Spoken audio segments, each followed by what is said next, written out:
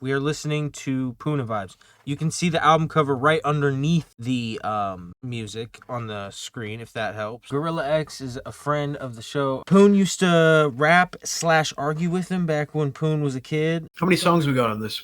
So it's a 6-track EP, but one of the tracks didn't clear sampling. I texted him about it, and he was like, "Hell no, dude! Every beat you bought from me cleared sampling. What beat was it?" And then I sent him the track, and he went, "Oh, my bad. Yeah, no, that was the first one I did. I was like learning the system, so I didn't get that one fully done. My bad." What? Yeah, but it was all good though. It was still all love. So this is called 8460 Presents the Dub Tapes PUUN&Vibes.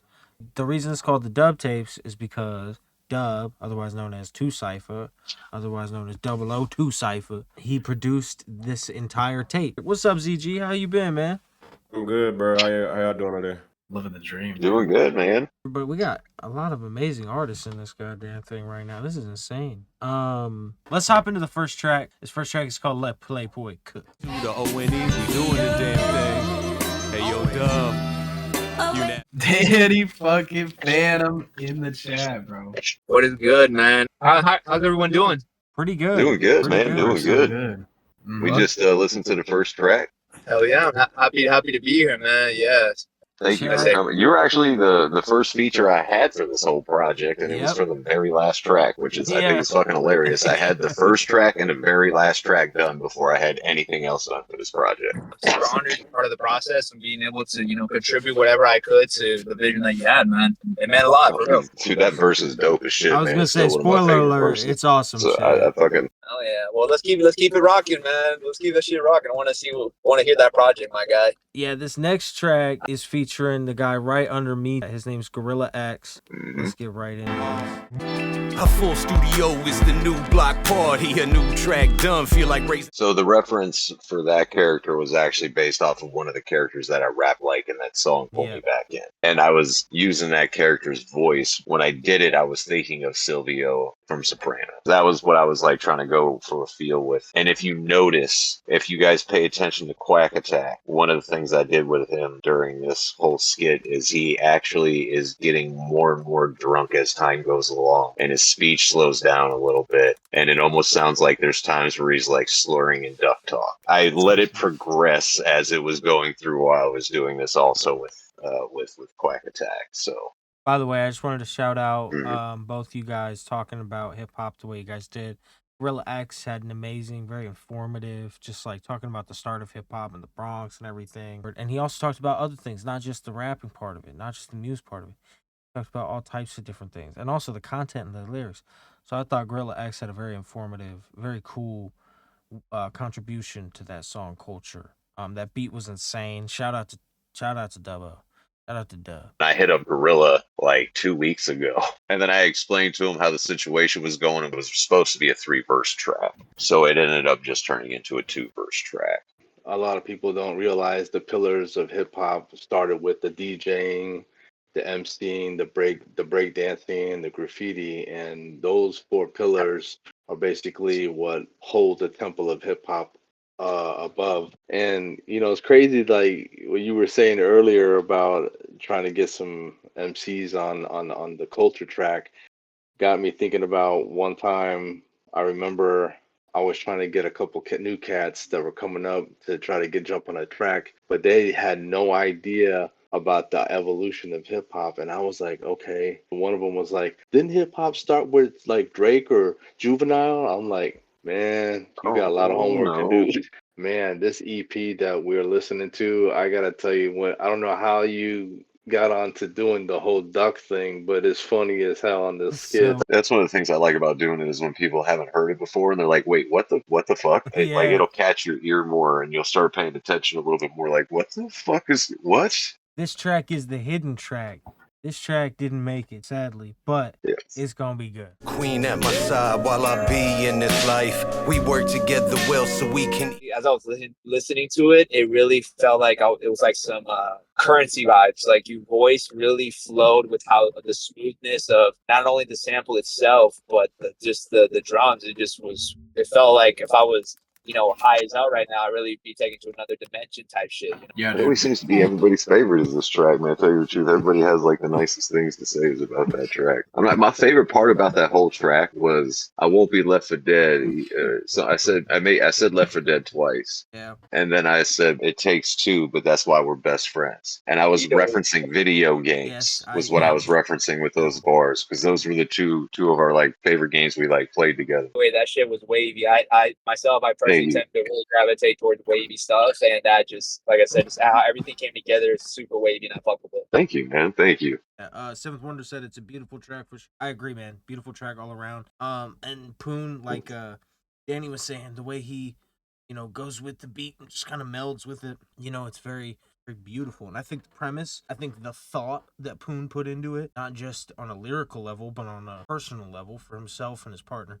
I think that's beautiful in and of itself. And then he ends it with such a goofy skit, and it just goes to show you that's who PUUN is. The skits with your duck voice, I think it'd be really cool to see like a cartoon visual or like a comic style or something like that. That's something for the future. That would be Oh so yeah, cool. dude, I totally want to do that. Actually, that's something me and him, me and Rose have talked about before. Is like finding somebody that can create the duck for me. This powerful message is spoken through pen. I really like Two Cypher's production on that because it was very easy to rap on and to find what I was gonna do with it. Yeah, it was just an easy beat for me to rap on. I had a lot of fun doing it. Definitely, you could tell that this verse kind of coincided with my album that just came out. It's kind of insane that they dropped so close together. I guess that kind of makes sense. No, I really thought PUUN had killed it. Once again, his voice works really well on like almost any beat, and this beat specifically, I think it was great. So yeah, that shout out to PUUN.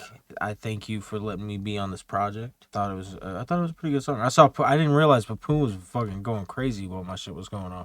I will say for me on this one, I flexed my pen game on this one. I'm not gonna lie, I was hitting with rhymes like everywhere on this one. I was having so much fun. Some of my under rhymes had under rhymes. I just had a lot of fun writing this one. Definitely had a lot of fun being on this song. Not my only feature on this song, by the way, or on this tape, by the way. I was gonna say that was a fun beat though. Just like when you said like you had a lot of fun, it's just that those beats that you hear, like that one when I was listening to it, like that's a fun beat. You could write a lot of like different type of shit, Yeah. but fun was like the most like synonymous thing I could hear from it. Just like you can just do whatever you want, just have fun, fuck it. Definitely. And you could ride that beat so many different ways also. That was the other thing I really loved about that beat was like you could switch it up. You could just the way you could place the rhymes at different times because of the way he had the beat set up. I was just like, okay. I just really loved the way that beat placement was on that one. Yeah, and Chris, the way you were flowing with it too, just kind of you were, it just was just kind of coming in and out very smoothly, and I was just like, okay.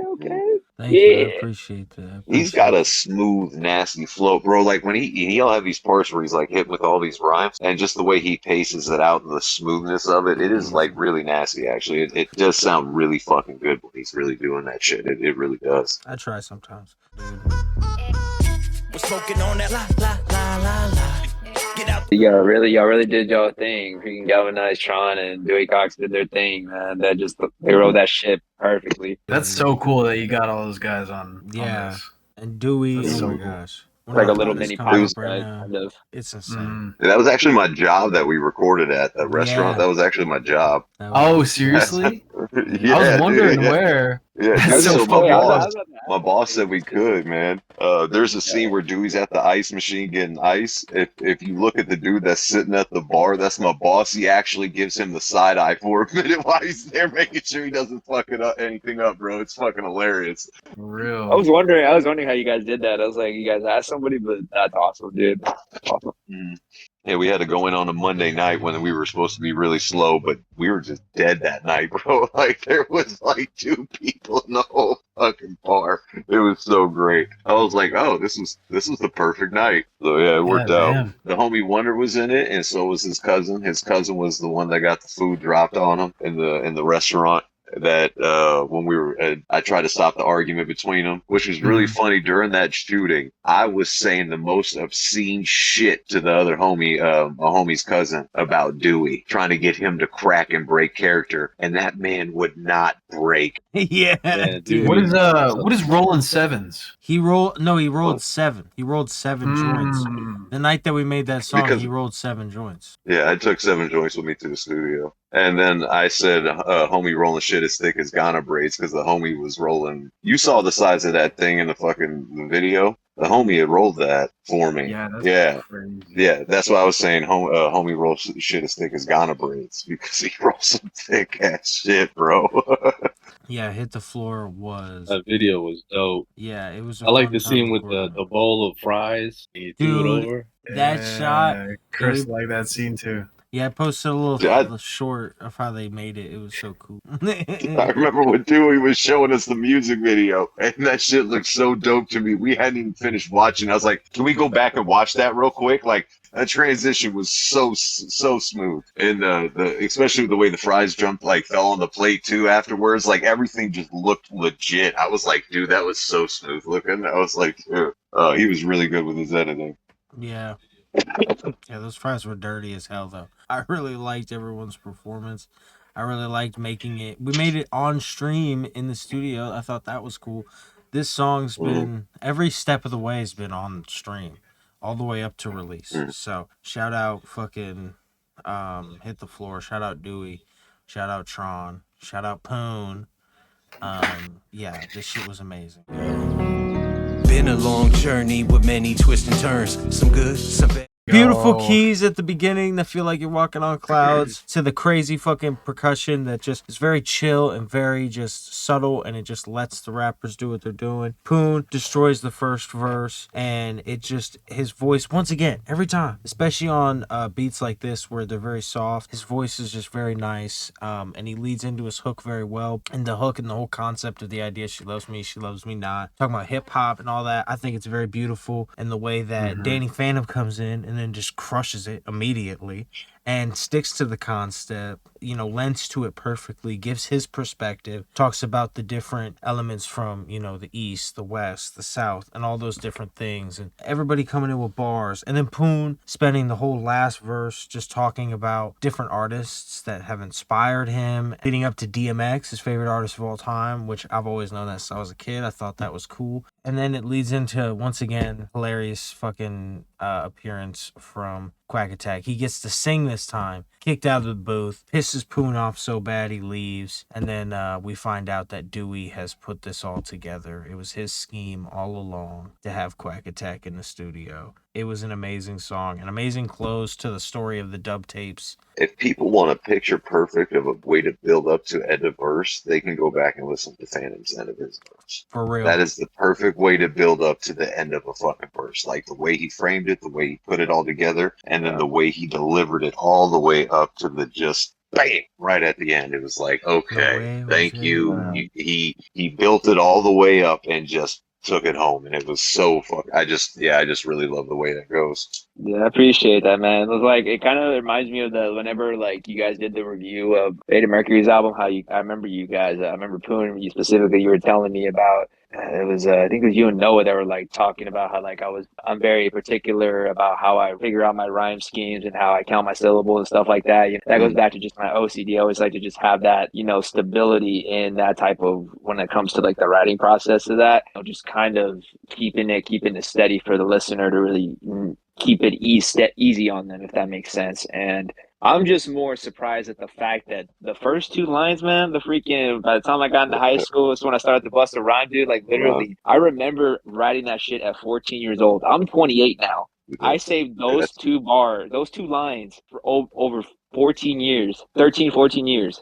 Damn. Think about that. Dude, it's the love of hip hop, man. It does that to you, bro. It does that to you, man. Shout out Busta Rhymes, literally, dude. like the artist that got me into it first when I first growing up was like was Eminem, T.I., Bone Crusher, Busta Rhymes. Like those were the guys I found randomly on freaking BET and MTV when I was like 5 years old. It's just crazy just seeing that. It was funny because when you were talking about when you reached out to me about the song, I was like, how are we gonna do this? And like how everything come together. We were flipping ideas back and forth about like, especially when we were doing the hook. Because originally, I remember me and PUUN were talking about this. Was we were going back and forth about like, oh, how do you want to do like the hook? Because his idea was we say she loves me. He says the first she loves me, and I say she loves me not.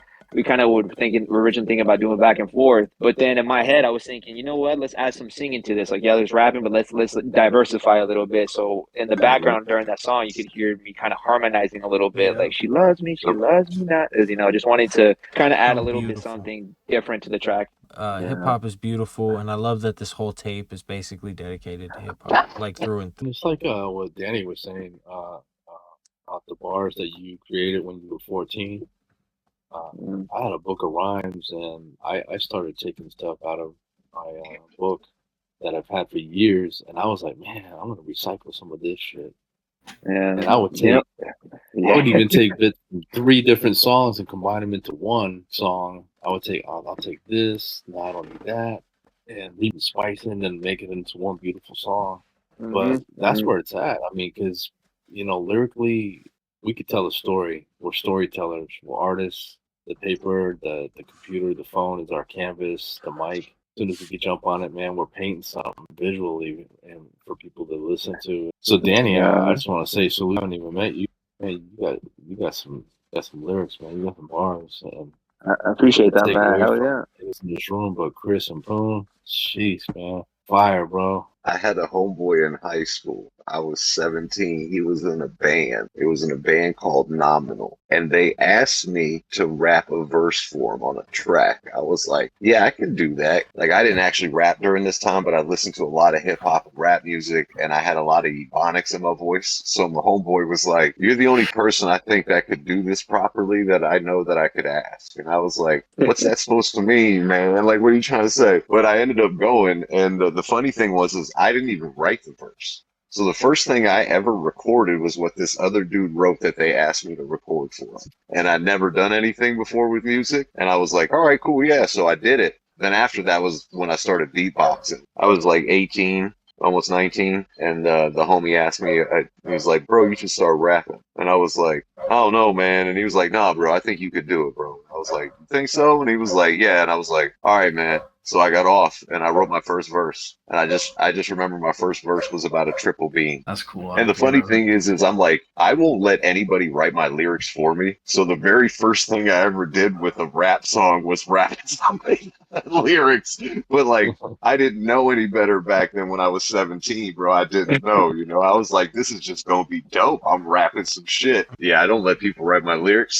So like, it's really funny that was the very first thing I ever did. But I know for a lot of cats in the beginning, they write their own shit, and then eventually they'll get to a point where they start having other people write for them. I can't do that. I got to be able to control the song. I got to be able to feel the beat and then write to that beat. It's kind of ironic for me because I write my shit, but I don't really feel the emotions until after I record it and listen to it. I don't know if it's like a weird phenomenon. I don't know if you guys have ever been I have, like a similar situation. I know exactly what you mean. I do know exactly it's just what you like mean. You trust your gut to write the lyrics out, and you just put it down, and then you're like actually listen to it back. Like there are some songs that I've released where like I recorded it, produced it, mixed, mastered, engineered it, and I put it out, and like I didn't even think about the emotion, but it literally took me like maybe like a month or two after I released it to where I finally realized what the emotions I was putting. I was like, holy shit. The thing that I was going to point out, like you were saying, is that the music is therapeutic. And in each song is like a chapter, and the whole album is like a novel. But every time you like put something out too, even if it's like a sequel, it's kind of like a spin-off of who you are in your storytelling. You put emphasis in certain words, and you put a climax into it. It creates the style of what each song you can create a different style to it. Yeah. I'm glad I come on and been able to listen to all this shit, man. Congrats on the project, PUUN, and glad to be a part of it. Yeah, man. I'm glad to be a part of this. So heck yeah, dude. Happy to have you here, dude. Have a good night. Thank you for coming on, dude. For real. Yeah, always, man. Have a good night, PUUN, guys. congrats, dude. Yeah, I loved it. Thank you. Shit was fire. I'm Thank gonna you. be bumping it all day. Thank you. Yeah, man. Way to go. 2 fire projects from 8460. If only Noah made a summer drop, that'd be crazy. If only Noah had a summer drop, then we'd have 3 8460 tapes for the summer. But listen, things don't always work out. Shout out Noah, shout out Nasa, shout out PUUN, shout out Gorilla X for being on the project, shout out Danny Phantom for being on the project, shout out Galvanized Tron, shout out Dewey Cox, shout out me for being on the project, and then shout out ZG for pulling up. Thank you, man. We appreciate you coming through and listening to the project, being in Discord, hanging out. We appreciate you coming out, Gorilla X. We appreciate everybody who came through. Danny Phantom, it was dope to have him here. It was really dope to have him here. I am gonna hit him up about music at some point. I want to make something and send it to him, but we'll see what happens. So yeah, shout out to Danny Phantom, shout out to PUUN, shout out to everybody. Dad, congratulations. I'm so glad we got the project out. I had a hell of a time making it with you and working on it, mixing wise and skit wise and everything. It was a different. My head, I couldn't stop moving. It was a different energy being on that side of things, but it was cool, and I really appreciated Dub's production. I really appreciated the way that you found a way to appreciate hip hop. Smoking on that la la la la la. Get out the way, we about to pop it off. PUUN rolled up 7, we been chiefing out of cough. We the realest out of Omaha, ha ha ha. Yeah, I'm like the Hulk of Dr. Green Thumb. I bleed brunt smoke, sweating out